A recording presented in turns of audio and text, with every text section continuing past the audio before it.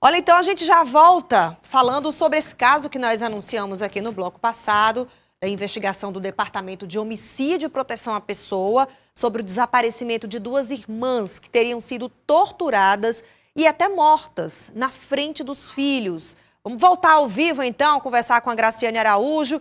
Hoje, as suas apurações, as suas buscas foram em torno desses casos que, de alguma forma, se conectam. Tanto o caso da morte do João Pedro, que é conhecido como Pânico, como dessas duas moças, né, que agora estão desaparecidas. Ainda não foi confirmado. O que se sabe até agora, Graci?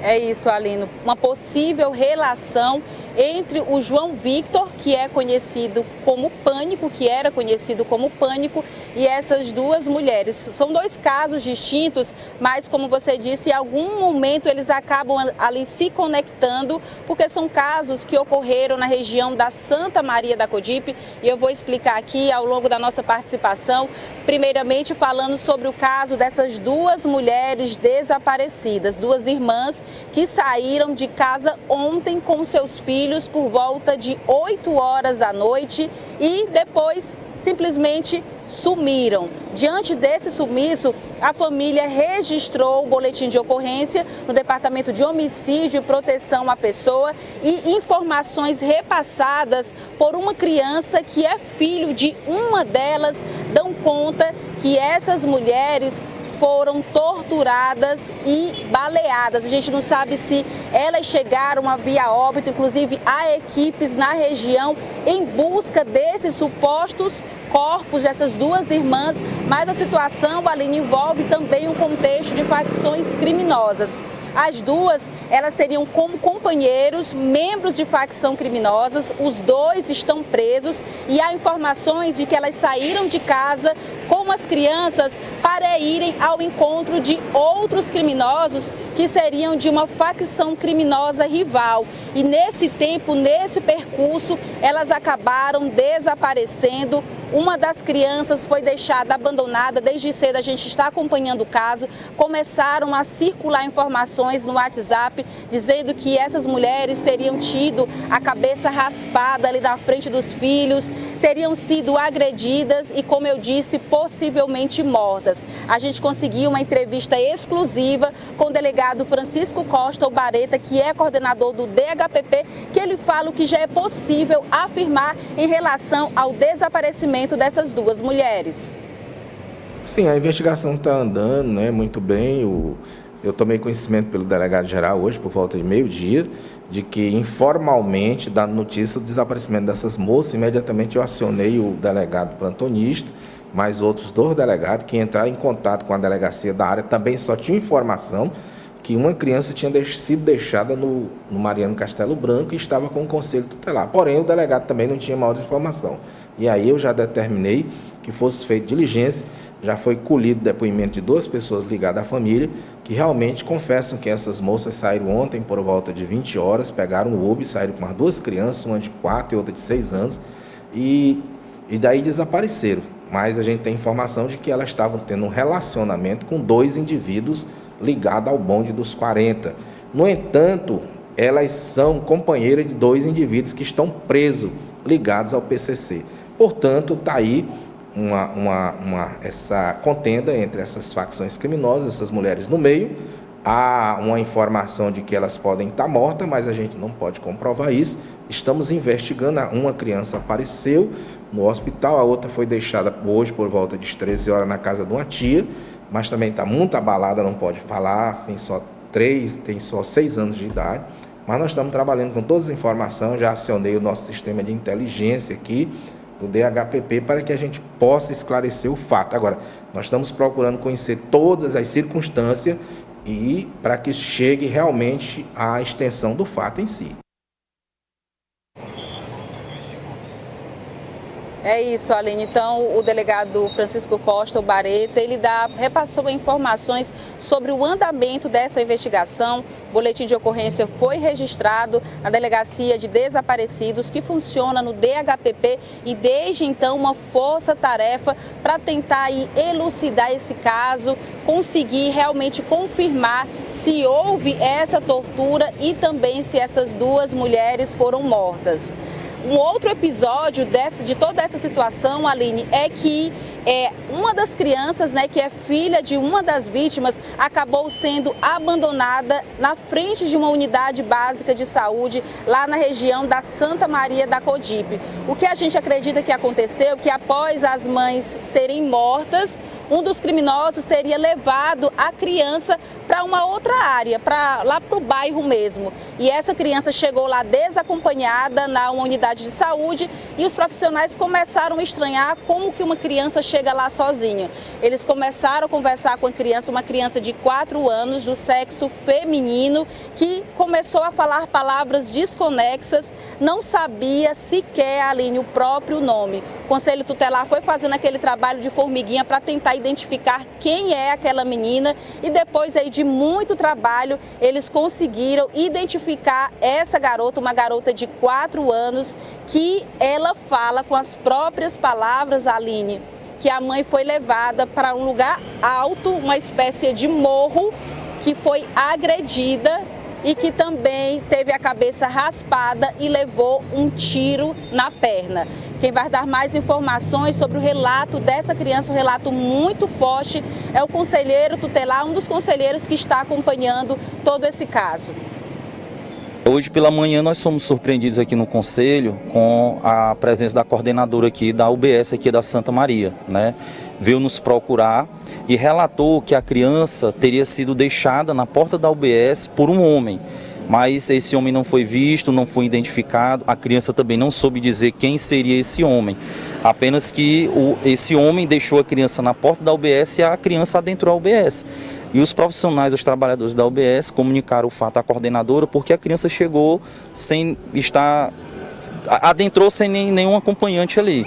E a coordenadora, quando perguntou o nome, ela não falou o nome direito, ela não sabia dizer seu nome, né? A gente até entende o porquê. E relatou que queria a mãe dela. E aí, nesse momento, a coordenadora decidiu vir aqui no Conselho buscar esse auxílio para que a gente tentasse entender um pouco da situação e tentar localizar a mãe dela, o pai ou algum familiar. Visivelmente, ela estava cansada, né? E eu creio assim que em choque. Estava assim, aquele olhar perdido, né, de criança que se frustrou, ficou decepcionada, né, digamos assim, mas visivelmente triste e a todo momento perguntando pela mãe dela. A todo instante perguntando pela mãe dela, onde é que está minha mãe, quero ir ver minha mãe veio, minha mãe chegou, né?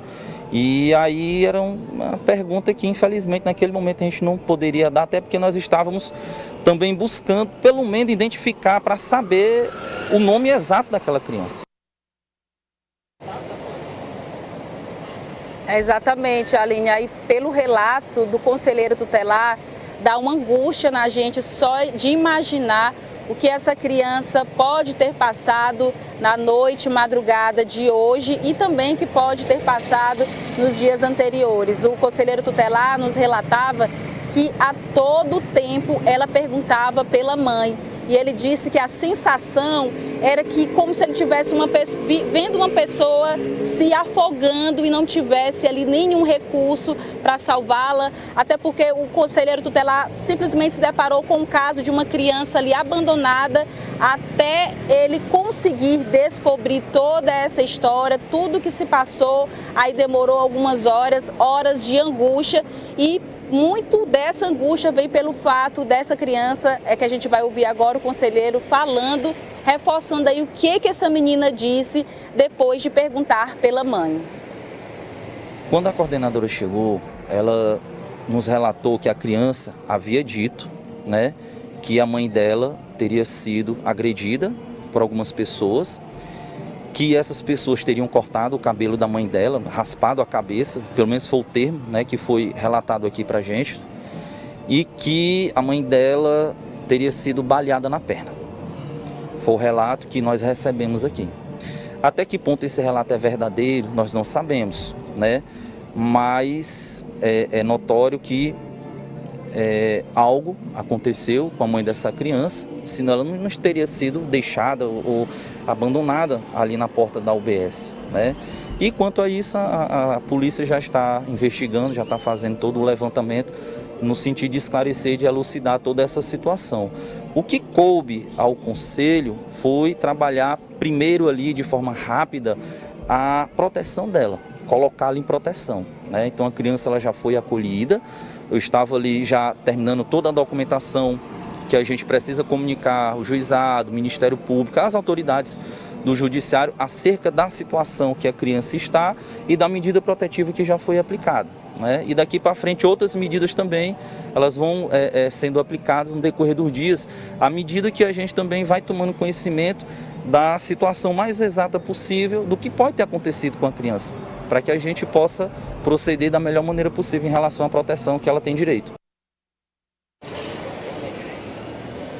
É isso, Aline. No início aqui da nossa entrada ao vivo, a gente falava sobre essa possível relação entre a morte do adolescente, o Pânico, né, esse adolescente de 17 anos que morreu em confronto com a Polícia Militar na região da Santa Maria da Cogipe. A gente falava que de alguma forma poderia ter uma conexão, uma relação entre a morte dele, entre ele, na verdade, e essas duas mulheres desaparecidas. É que há informações de que essas duas mulheres teriam sido cooptadas, né, pelo Pânico para indicar, apontar um membro de uma facção criminosa rival, e nesse meio ninguém sabe o que aconteceu. Elas acabaram, né, sendo mortas, ainda é uma suposição, até porque não foram encontrados corpos até agora.